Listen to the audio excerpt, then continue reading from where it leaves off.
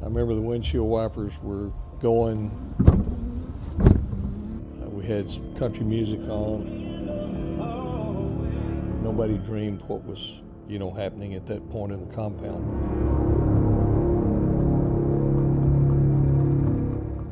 It was a cold, rainy Sunday. But despite the weather, the 100 or so members of law enforcement out at TSTC were in good spirits. Cracking jokes even. All the necessary items right there. Hey!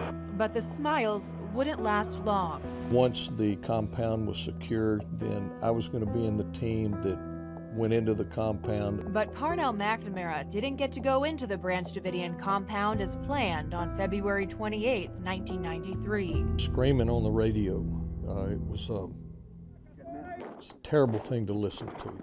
We realized that things had really gone south, had really gone haywire at the compound. So you're hearing people dying?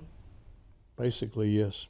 A deputy U.S. Marshal at the time. And I videoed the bullet holes, where the 50 calibers hit, where the 30 calibers rounds went right behind the pilot. McNamara will never forget the botched assault on David Koresh and his cult that left 4 ATF agents dead. Conway LeBleu, Rob Williams, Todd McKeon, and Steve Willis. I'll never forget those guys.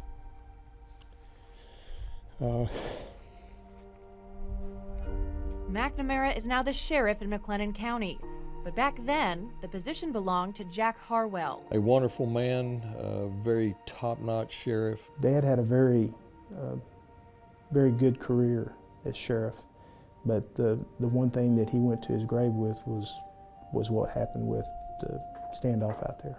Harwell's son Andy is now the county clerk, where his dad was sheriff for almost 30 years. The two got to serve in office together for 4 years before Harwell died suddenly of a heart attack in 2000. I know that when Dad died, they put a sign up out there that please help us remember our Sheriff Jack Harwell.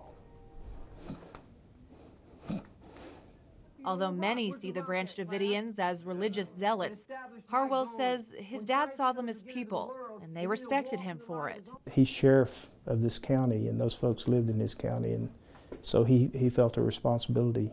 I think that Pop probably could have went up right to the front of the place and said, David, let's talk about this, and let's take care of this. About 2 weeks into the standoff, after FBI negotiations go nowhere, Harwell gets the chance to meet with the Davidians outside.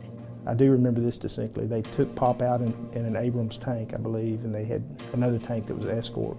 Of course, the first thing Dad did was get out and hug both Wayne Martin and Steve Snyder and say, let's get this taken care of. But their resolve was too strong, and the standoff continues for more than a month. He took me out there one night, and you could hear the sounds from there, and I just remember how eerie that sounded to me. But the worst part was still to come. We were just saying, where are the people? Where are they? And it was like everyone, why aren't they coming out? A final assault on the compound ends in a massive fire where 76 Branch Davidians die, many of them children.